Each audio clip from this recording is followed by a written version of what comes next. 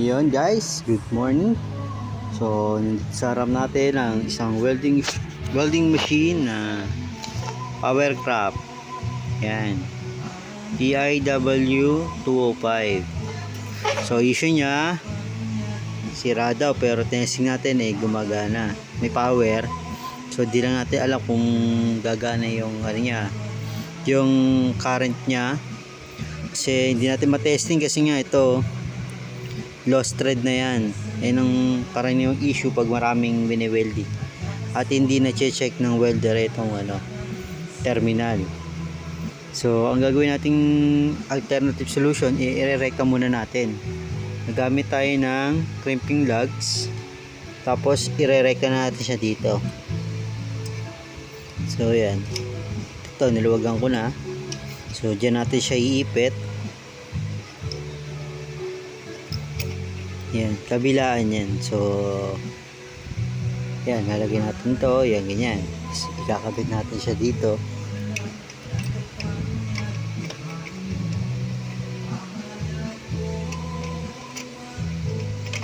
Kakabit natin siya dyan.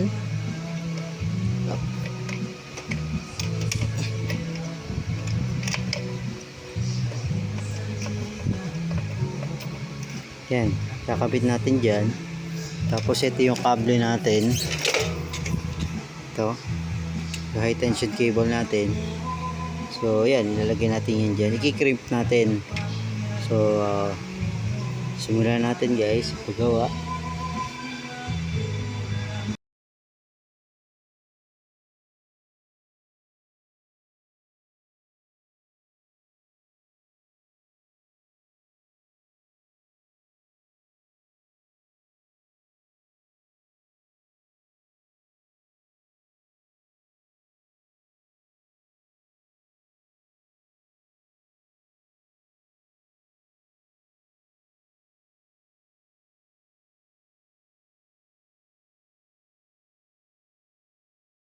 So guys, ito na yung tornilyo na, ito yung luma. So ito yung ginawa natin.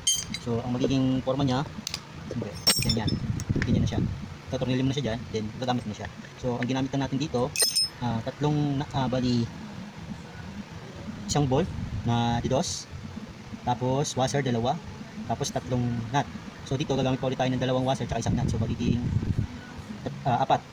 So ito isa, baklasin na natin. Ito okay na to. Lagyan na natin yung tornilyo na ito dito sa kanyang upper.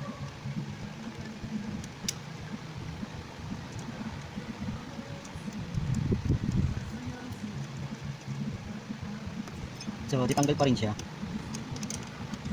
Nga lang hindi siya twist type, so tornilyo lang kaya nang pamihit.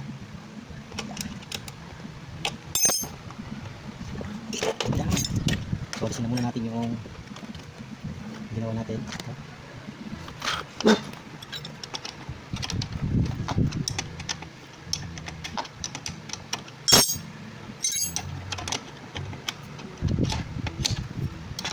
So guys, para sa mga nilan to, walang mapipita, ito yung solution na gagawin natin.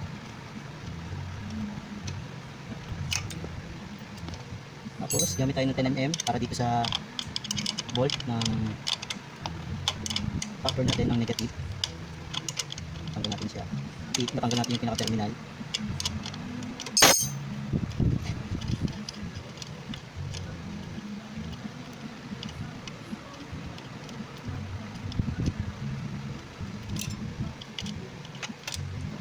So ito na yung copper ng negative terminal, tanggalin natin. Para maalis mo naman to, next ito, alisin natin to. Gamit tayo ng 27mm na wrench. Top wrench.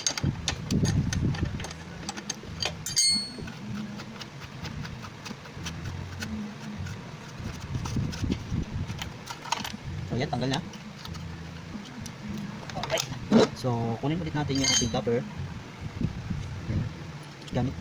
Lagyan natin yung ating tornilyo, lagyan natin ng washer, tapos copper, washer ulit, tapos tornilyo.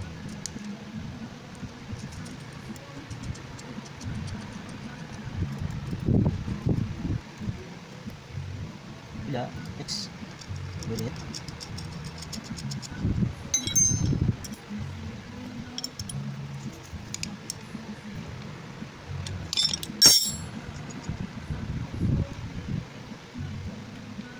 lang siguro guys. Then gamitin natin yung ano, yung bahay ng terminal. So ito, ganyan. Gamitin natin yan. So sagay mo to, tansyahin natin kung lalabas na. So ayan guys, kulang siya.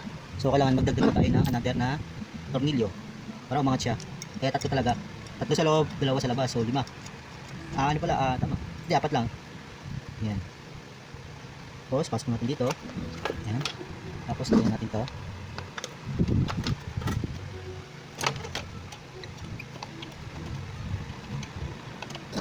Isa yun guys. Medyo may sikip lang na konti.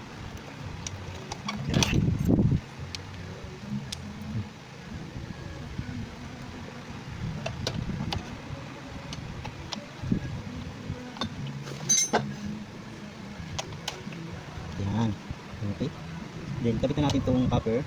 Balikan natin to. Yan. Balikan natin.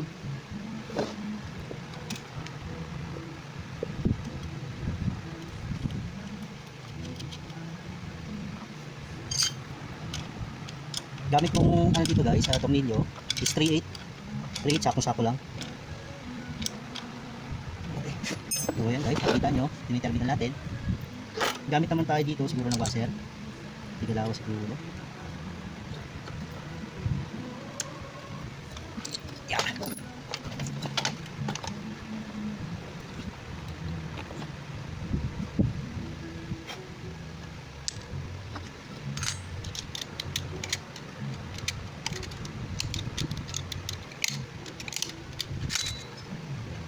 Nasa natin itong kabila kasi hindi lumapat yung ating nilagay.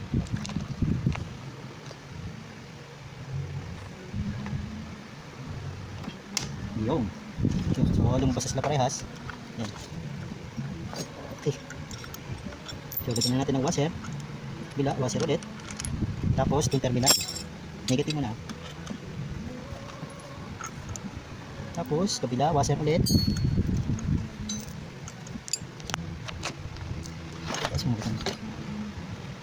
Washer, then washer ulit para pangipit. Yeah. So magkakaproblema. So dito natin ng isang washer. Kaya malapad din ako natin, hanap tayo ng manipis.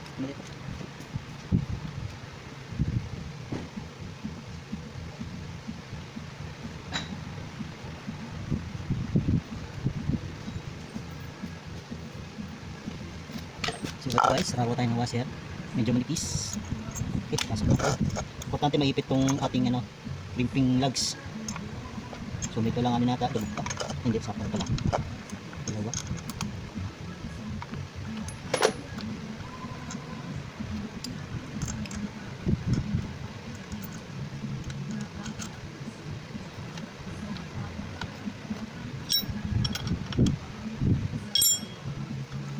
So kabilang terminal guys, same process, ganun pa rin.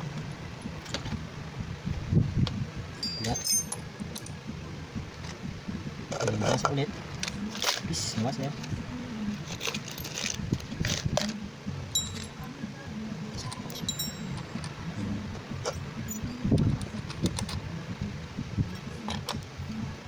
Yan. Guys, yan, ready to test na tayo. Yan, test natin yung ating yan. So, ito yung ating unit. So, sasaksakin natin.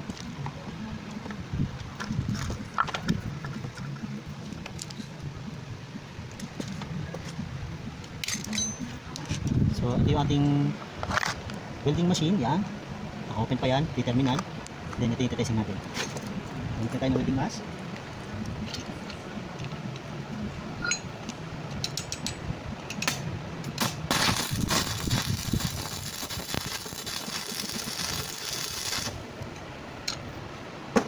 So, okay na guys. So, pwede na ulit gamitin natin unit.